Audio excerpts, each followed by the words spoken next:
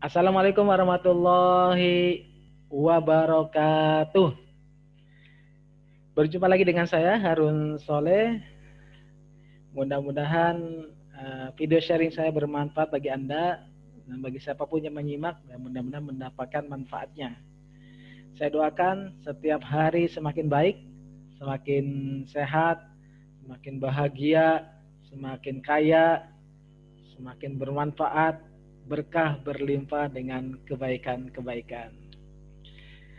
Baik kawan-kawan semuanya, sebelum saya melakukan sharing, seperti biasa saya akan memandu Anda, mengajak Anda untuk melakukan terapi syukur. Aktivitas yang mudah dilakukan, namun kadang melupakan. Kita melupakan, sering-seringnya melupakan dan melewati kegiatan ini, padahal ini sangat mudah sekali kita lakukan setiap hari. Ini bisa menurunkan stres dalam diri kita dan meningkatkan kebahagiaan di level individu. Bagaimana caranya? Kita akan praktek bersama, yaitu dengan nafas sadar dan nafas syukur.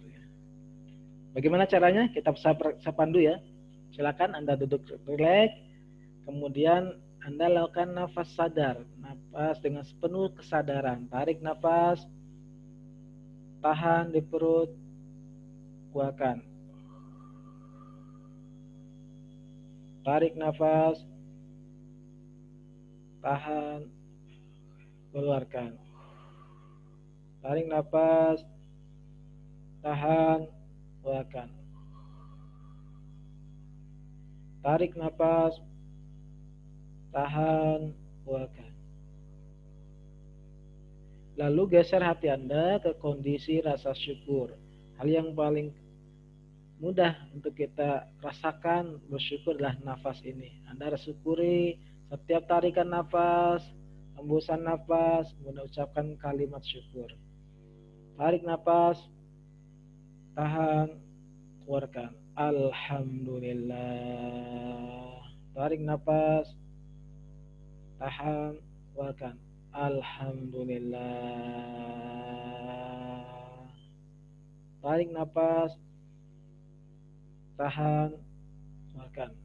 Alhamdulillah. Tarik nafas, tahan, keluarkan. Alhamdulillah.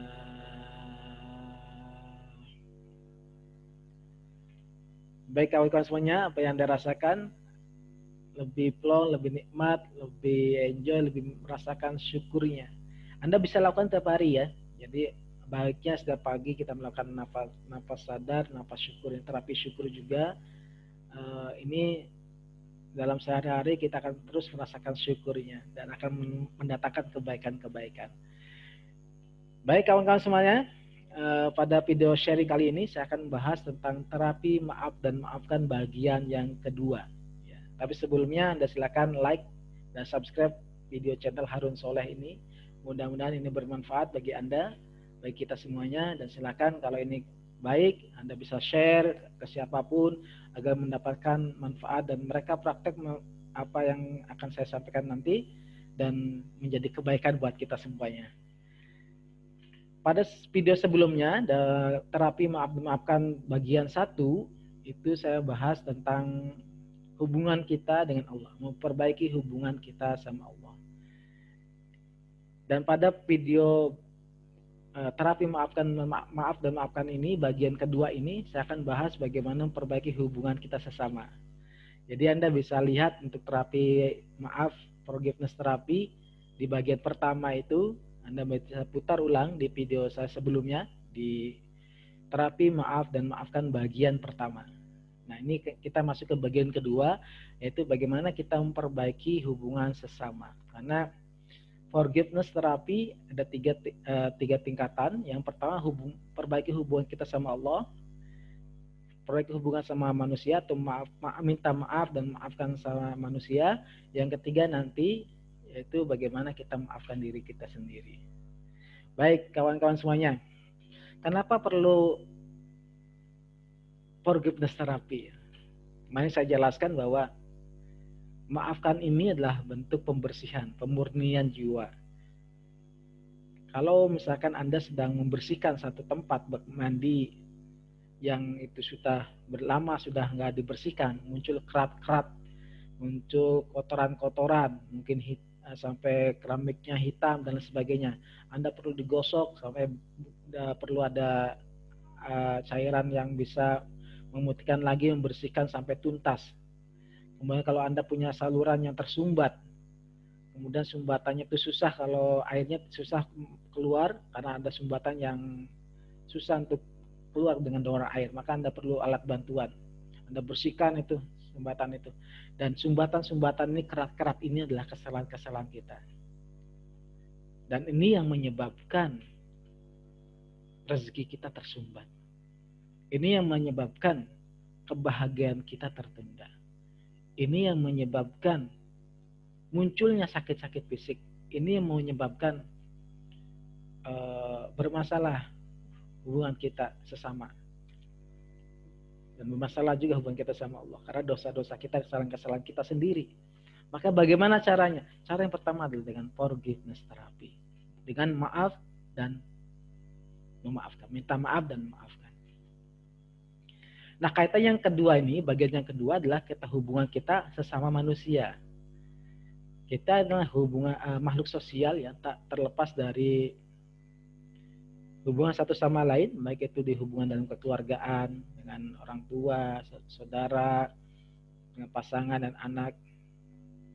Kemudian di luaran itu kita dengan teman pekerjaan, dalam komunitas, dalam teman belajar, di perkuliahan, sekolah, dan itu pasti kita akan berhubungan itu. Artinya akan ada 1, 2, 3 mungkin ada kesalahpahaman, akan ada yang membuat kita bermasalah secara sosial ya.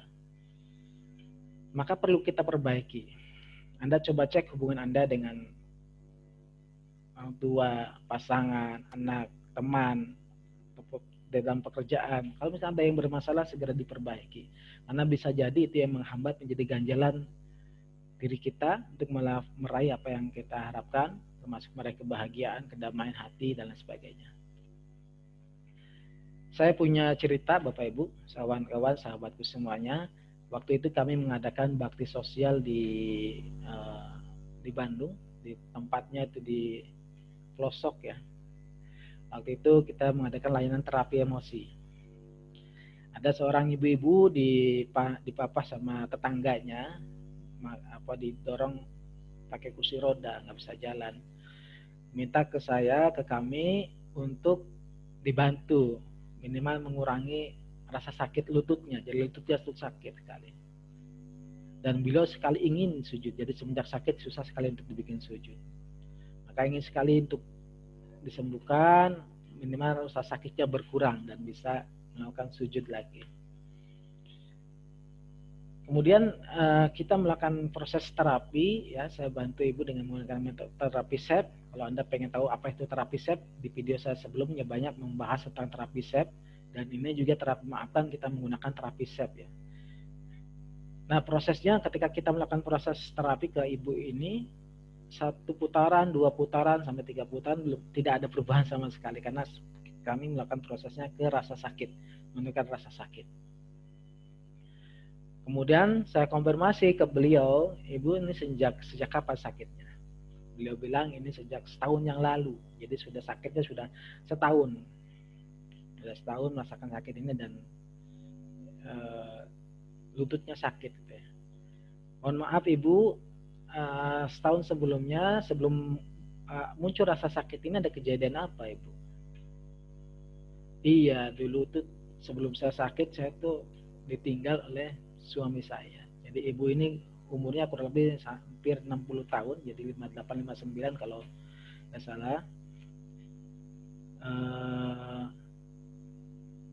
Jadi ditinggal suaminya meninggal, dan sejak itu beliau merasakan kesedihan yang mendalam. Itu yang pertama muncul emosi kesedihan. Yang kedua ternyata bukan hanya kesedihan, dia muncul kekecewaan dan kemarahan. Ke siapa? Ke anak-anaknya. Jadi anaknya itu 2, beliau Dua-duanya merantau ke Jakarta, dan sampai ketika ya bahkan nggak pulang itu, ketika beliau si ibunya sakit-sakitan, sudah mulai sakit-sakitan, nggak pernah pulang, dibiarkan saja di rumah yang di Bandung di pelosok ini sendirian, jadi sebatang kara di rumahnya. Semenjak itu dia merasa kesedihan dan dia muncul kecewaan pada anak-anaknya ini, sehingga muncullah sakit-sakit itu. Jadi sendirian, dia hanya dibantu tetangga-tetangganya itu ya. Kasihan. Jadi dia muncul marah, kecewa sama anak-anaknya. Yang kedua, saya bilang, ibu mau nggak maafkan anak-anaknya, Bu? Awalnya berat ya, saya nggak mau maafkan. Ya udah, kalau ibu nggak mau maafkan, selamat menikmati penderitaannya, ibu.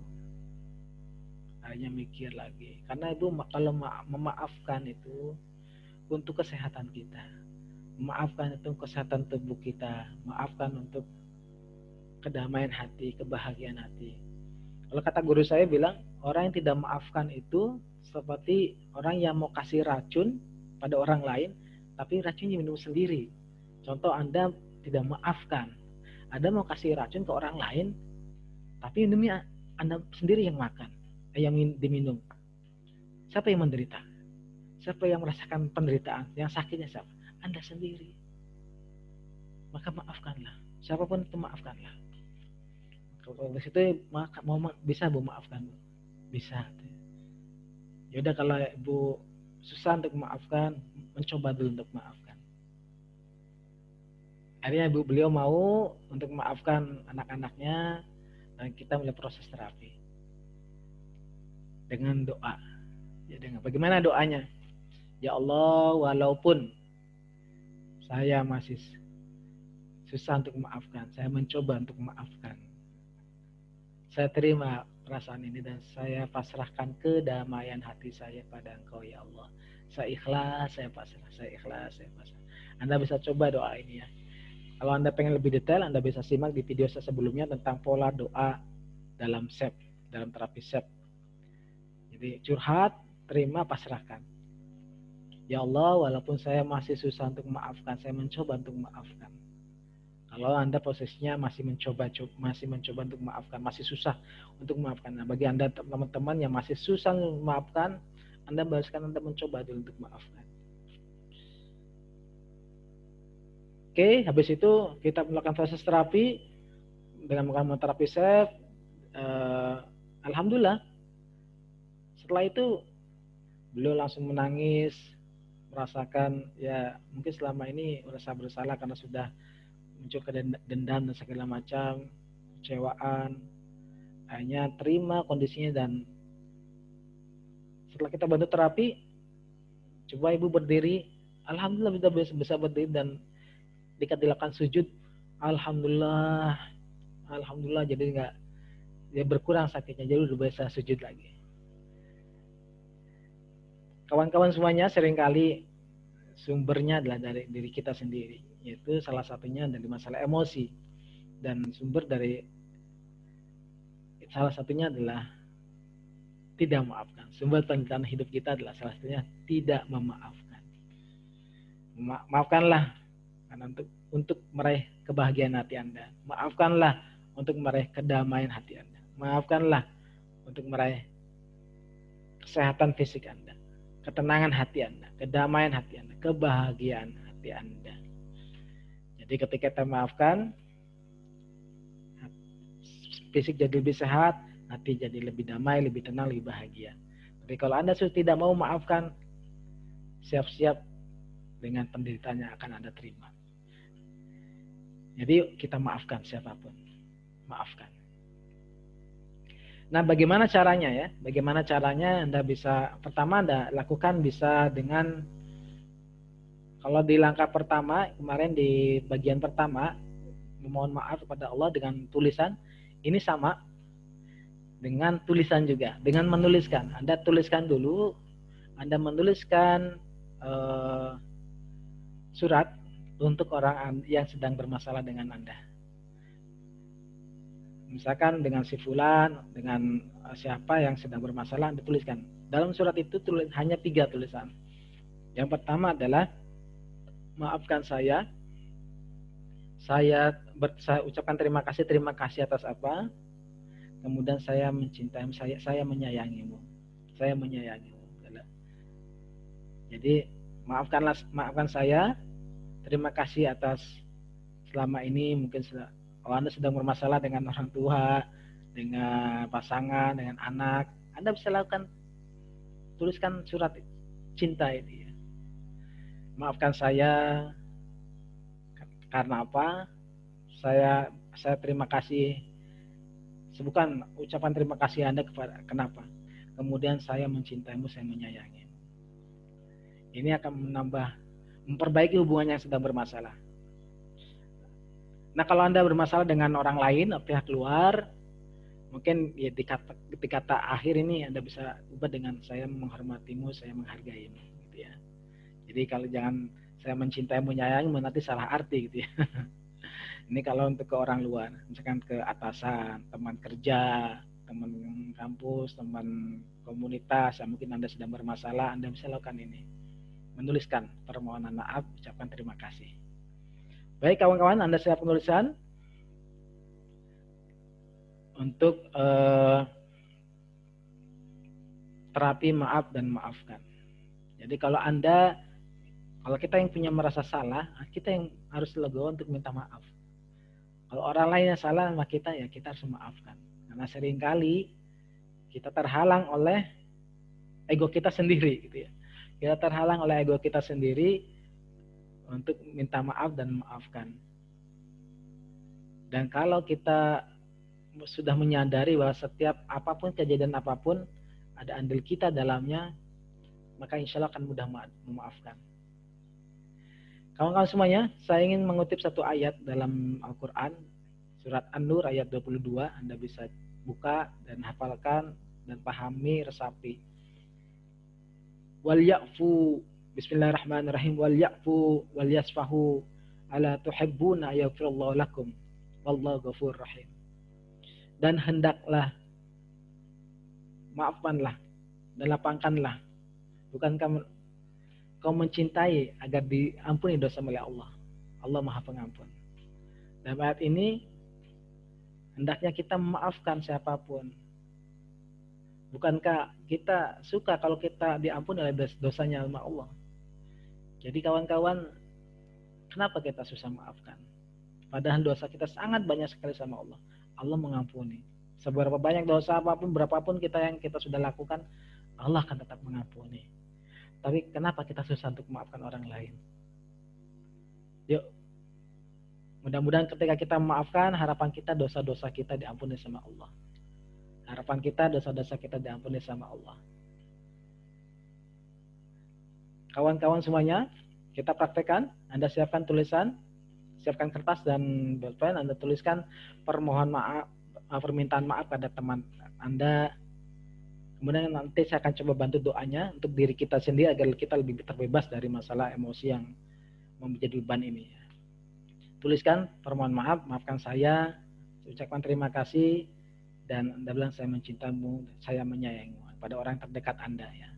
Mungkin kalau cara Anda lebih baik kalau Anda tulis, Anda kasihkan secara langsung, bisa Anda makan bersama, makan bareng gitu ya. Kemudian setelah makan Anda kasihkan atau Anda bacakan secara langsung. Kalau Anda punya salah, mungkin retak hubungannya, ada hubungan yang bermasalah, Anda ucapkan permohonan maaf, ucapkan terima kasih, dan ucapkan kasih sayang. Oke, ya, silakan. Kemudian untuk diri kita sendirinya, nanti berdetail di bagian kedua, bagaimana memaafkan diri sendiri. Tapi untuk menetralkan, untuk membersihkan emosi yang mungkin susah untuk maafkan, tadi dengan doa tadi ya, saya sudah bahas sekilas, yaitu dengan doa, saya pandu doanya, ya Allah, walaupun saya masih susah memaafkan, saya mencoba untuk memaafkan si fulan, saya terima rasa ini dan saya pasrahkan kedamaian hati ini, saya ikhlas, saya pasrah. Ya Allah, walaupun saya masih susah untuk memaafkan, saya mencoba untuk memaafkan. Saya terima perasaan ini dan saya pasrahkan kedamaian hati saya kepadamu. Saya ikhlas, saya pasrah. Tarik nafas. Alhamdulillah. Alhamdulillah. Alhamdulillah. Anda bisa lihat bagaimana proses terapi lengkapnya di video-video saya sebelumnya. Sudah saya jelaskan proses setting terapi mandirinya. Tapi dengan doa ini saja Anda ucapkan berulang-ulang kali sudah cukup untuk membuat hati Anda lebih damai. Tapi kalau lebih lengkap Anda bisa lihat di video saya sebelumnya di proses terapi mandiri. Baik kawan-kawan semuanya, mudah-mudahan bermanfaat. Yuk kita maafkan, kita minta maaf kalau kita punya salah, dan mohon maaf juga saya kalau ada salah, dan kita maafkan orang lain agar untuk meraih kesehatan fisik kita, kedamaian hati kita, ketenangan hati kita, dan kebahagiaan hati kita. Silakan Anda bisa share ke siapapun, mudah-mudahan orang lain mendapatkan ilmu ini dan mempraktekannya agar semua merasakan kebahagiaan. Mudah-mudahan bermanfaat. Terima kasih, sampai jumpa di video sharing saya sebelumnya, selanjutnya, mohon maaf, di video saya selanjutnya, dan saya ucapkan terima kasih. Assalamualaikum warahmatullahi wabarakatuh.